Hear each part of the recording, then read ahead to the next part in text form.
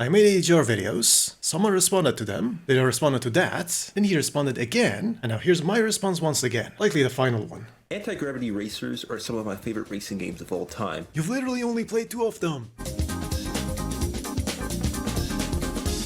Stop right there. His first response is that he didn't play other games in AGR Part 10, which included Aero GPX and Star Racer, which means he only started playing these after the response. Last played today, like an hour each. That is not a good look, but still, sure, you played at least 5. Again, I was way too vague with my criticism, but my main point during this section was to prove that F-Zero GX was still a hard racing game despite the wider track design. The reason I used Mute City and Cosmic Terminal as an example is because despite their much wider widths, the obstacles and hazards on the track when paired with the 30+ racers made the racing overall harder.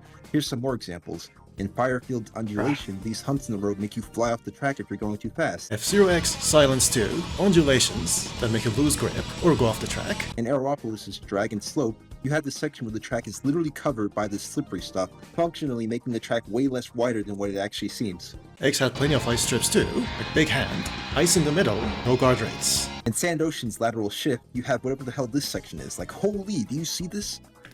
What are you seeing exactly? That's one of the easier tracks. If you don't want to turn, you can also strafe and remain aligned to the track. The overall track design in GX is far less forgiving than X. You should have also checked F-Zero X alongside Aero and Star Racer. Handling inside X tracks are still harder, and a large part of that is because, again, they're narrower. F-Zero X have difficult track design? Yes, of course. But in my opinion, it's nowhere near as hard as an F-Zero GX. I mean, they literally make you fight to stay on the track. Like X! Okay, so one, people being good at this game on the internet doesn't prove this game's overall difficulty. Yeah, I should have phrased that better. But are you seriously telling me that a beginner at GX could easily beat all of these tracks, even without the AI? What I'll say is that they find X more difficult, and a lot of other racing games. Overrated difficulty again? Also, wouldn't the worst rubber banding make GX more difficult, as artificial as that may be? Though GX is known for having a bad rubber banding problem, it's way more fair than what people give it credit for. For one, it doesn't have that annoying CPU that always gets first place regardless of what the other CPUs are driving like. It gives all the CPUs a more equal opportunity to pass you using rubber banding, thus making for a more fair competition. That's right. X had boosted rivals in Grand Prix, making it even harder. Please show me a single track in F-Zero X that requires you to drive sideways on a wall-less track with narrow bindings on each. What do you mean sideways? You're talking about narrow, guardrail-less sections. You already mentioned Big Hand and Silence too. There's also Whiteland and Sector Beta, not to mention Slenders and Half-Pipes being way less forgiving. It is much easier to fall off the track in X. Again, tracks in F-Zero X are difficult, but GX just has it way harder. Really? Jesus' infamy mainly came from its missions. The Grand Prix? Come on. What I should have said is that yes, while maintaining your top speed is the main point of these games, the underlying skill that is needed in order to achieve this goal is to have better control of your vehicle. It is to know the track better. It is to dodge obstacles. Know at what point in the track you can take many shortcuts. Using the exploits in the game to get an edge on your opponent. These are all skills that you need in order to maintain your top speed or your lead. Yes, F-Zero has always been about maintaining your top speed in order to win, but that's just kind of a nothing statement because what racing game isn't? I mean, No, you didn't just say that. Sometimes to go fast, you need to go slow. It's like a racing fundamental or something. Like you were doing so good just a few lines prior. Going fast is about pushing the vehicle and maximizing the track. And as F-Zero has it, a big chunk of that is maintaining vehicle speed. if you think about it, literally every racing game is about maintaining your top speed. If you're always at your top speed, Brain rot kart racer mindset. my main point with F-Zero was that maintaining your speed isn't enough, that you have to actively look for opportunities to maintain that speed by, using the exploits and shortcuts and stuff. Shortcuts don't necessarily help you maintain speed, and exploits are, well, exploits. Same goes for kart racers, only in that genre. Bruh, stop using the least competitive racing subgenre as an example. That goes for a lot of normie videos I come across. Saying F-Zero is only about maintaining your top speed is like saying Mario is only about jumping on enemies and reaching the... Didn't say top speed is all that matters. I know F-Zero X has a lot of exploits too. My main point was that new players won't know about any of this because not everyone plays video games with the wiki page open. Yes, they don't know about it, and they don't need to, because the game was designed without exploits in mind. Let's go back to what you just said. Easier, as you still have to learn these mechanics, and a beginner player is not going to come anywhere close to being good with this. Again, you don't need to learn any exploits to beat any F-Zero game. Okay, first of all, you make fun of me for using Reddit as a source in this same video, but the main thing is... Yep, no one got the joke there, of Reddit users not being counted as humans. The main thing is, yeah, widening the tracks is overall a good thing in racing games, especially if your main focus is for the racers to have fun, and you want to have 30+ racers on a track. I don't want to sound elitist or anything, but most gamers memeing about the wider roads in video games like Horizon or The Crew is so funny to me, because you know that they would complain about the exact opposite way more if the tracks were as narrow as this. That is true. But still, for validating my point, for wider tracks making GX easier, something you didn't initially agree with, you keep widening, you'll eventually achieve barroism. Video games exaggerate reality all the time, and the tracks in GX are the way they are in order to create for a far more creative and dynamic track design. Obviously, racetracks in real life aren't this wide. This has nothing to do with realism. Your arguments will be so much better if you just cut the second half out. I don't mind the wider tracks in these games because the track obstacles and design are far more important to me. The track's width is a very important part of its design. Also, as you said yourself, F-Zero X also has a lot of wide track designs. But they're narrower in general. That was the point. I don't want to repeat myself as I've already stated before, but the widening of GX's track is done for more spectacle reasons. Sure, a byproduct of that is that racing is a lot more cleaner and easier to do, but I feel like the developers intended for that to be the case. They wanted the main difficulty of the game to come from the insane and extremely intense track design. Don't really get that, because again, width is a big part of track. Wider equals easier, unless he's referring to the visuals. I could get behind that argument. Also, I get that you don't like the more grippy and responsive controls from most AG racers, because to you they don't feel like you're controlling a realistic vehicle. No, I don't want realism. Half this channel is shitting on sim racers. I think AG racers feel worse when they try to go for more realistic car physics and controls. Realism is completely arbitrary. Everyone's definition of it is different. I'm not going to argue here. For most of the missions in GX, the AI just flat out sandbags towards the end of each race, allowing you to easily beat them, even on the hardest difficulty. But as I said before, a new player, if they're not using Wikipedia while playing the game, won't know that. And this is an exploit, not a normal way of playing the mission.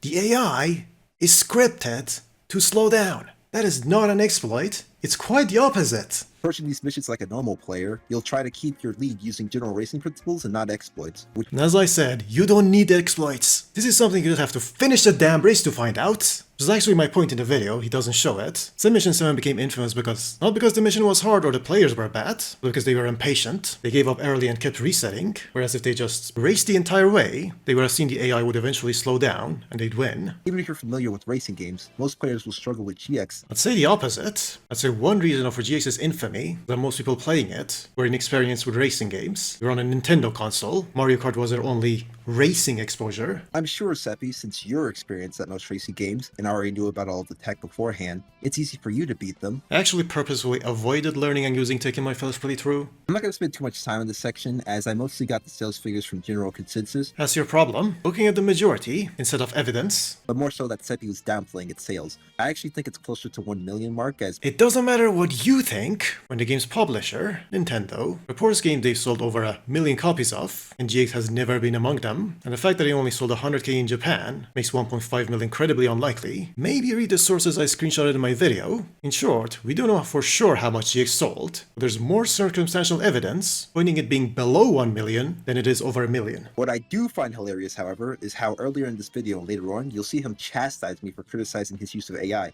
saying stuff like AI is better than using a Reddit post and whatnot. Well, if you actually go on Google or ChatGPT or any of these other chatbots and say, how many copies did F-Zero GX sell? They'll flat out tell you it was 1.5 million.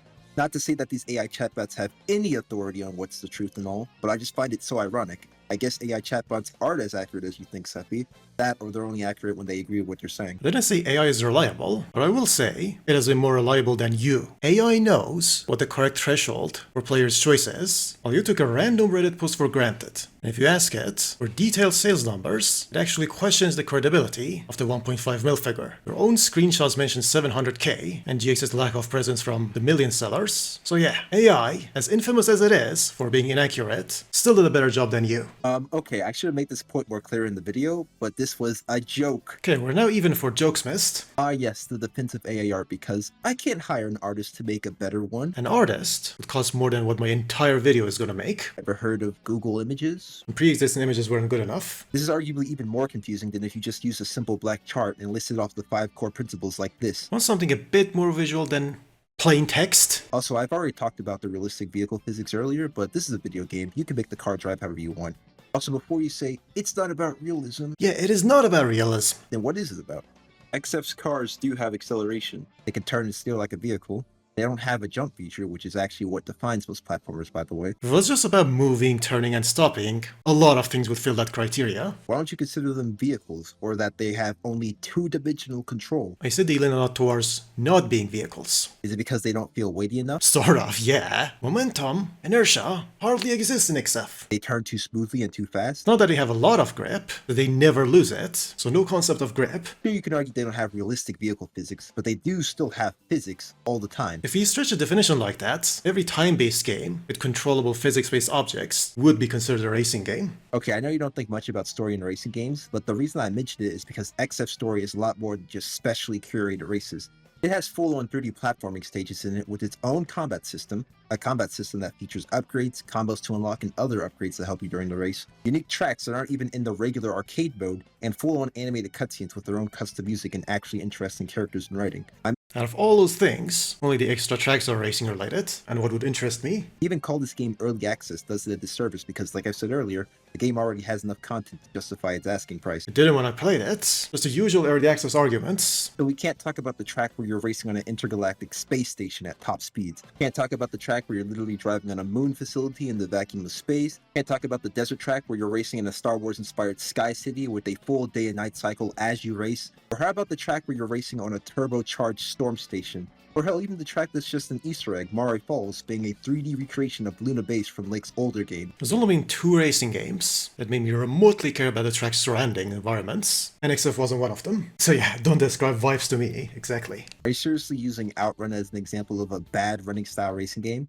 Really? One of the most influential racing games? Because I'll tell you that this game and many others that are inspired by it, such as Slipstream and Horizon Chase Turbo, are extremely popular games. And the limitations in this case led to a widely beloved subgenre of racing games. First of all, modern and retro Outrun aren't anything alike. And second, that widely beloved genre, that's not racing games. Not anymore. It's runners. These games are in the same vein as Subway Surfers. And this isn't like me saying XF leans more towards a platformer. No, these are straight up not racing games. I already mentioned why in AGR Part 9, maybe you should watch that. Roll Cage another example, yeah. Taking out the whole physical dimension out of a racing game? Pretty big deal if you ask me. Especially when that dimension is responsible for gravity in a genre known as anti-gravity. Okay, so I forgot to mention this earlier in my XF section, but the main reason I thought you weren't being honest with the game is because in the earlier builds of the game, yes, there is a bit of a floor hugging issue, but in its newer builds, the cars will straight up just go off the track if you're going too fast in the incline. I wasn't referring to XF when I spoke about floor huggers. It was in a separate video. But yeah, out of all the F-Zero wannabe successors, XF is the least floor hugging one. So yes, while I do admit the floor hugger issue can be a problem for most racing games, it's often the opposite that I find far more annoying, with cars just flying off the track with a slight nudge of the wheel. Skill issue. That's about the only thing that kept me from completely writing XF off. In terms of popularity, however, I mean, let's not kid ourselves here. Let's take the Gran Turismo series and compare it to Mario Kart. And that's why I said if we ignore Mario Kart. I wonder how big the number would be if we tally up the sales of all the racing games that skipped Nintendo. Yeah, man, who wants to talk about that? It's not like it's its whole thriving community of largely popular strats, guides, and YouTubers who have made entire websites talking about these games. Shortcat, he's a nobody. He just plays a children's game for a living. There's no advanced technique, complex item strategy, and track shortcuts that take a lot of skill to pull off. And as we know, no other racing games have any guides, strats, or a competitive community. It's only Mario Kart. Should I repeat myself? Not saying it doesn't require any skill, just too little of it when compared to basically every non-kart racer. Yeah. Made for kids does not equal lacking in complexity. Usually does though. Why do you think the same thing couldn't be true for something else? Because they made it in a way that wouldn't be? As for the rest of this video, I'm not going to bother going over it, as it's just Seppi making fun of my comment section. And should I do it again? But yeah, that is the end of the video. And click off, unless you want to cringe at me roasting comments once again. Oh, you play other games? You're not a true fan of the genre! There must be a difference between a fan and being remotely interested in something. XCPUs barely ever fight back! They do, and you'll be forced into more collisions anyway. You can just spin attack your way through the crowd at no cost. Trying that in GX would get your teeth broken. Someone didn't play GX's Michael Chain mission, where you spin attack and literally plow through a bunch of cars, unless they're spin attacking at the same time. Then he proceeded to completely ignore Mario Kart's competitive scene. You know there's also a competitive scene for snail racing? You would have found that time trials exist and remove randomness entirely. No fucking way! Mario Kart has time trials? No other racing game has that. Literally all of them do. And their existence alone doesn't make a game competitive. Not when a big part of meta is barreling and spamming tricks. Barely F-Zero GX on easy with save states. You'd struggle with most racing games if that's the case. Still an exploit because you can do it by accident. Tippy, how do you think exploits get discovered? Sometimes by hunting for them? Should have phrased that better still. You don't airburst in GX, unless you know exactly what you're doing. But quick turning, most people occasionally perform it by accident, without even noticing that they did. In what world is F-Zero GX easy? In a world where Mario Kart is not the only other racing game in existence? Tippy is so insufferable that I don't particularly care if he's right or wrong. How can you even defend against people like this?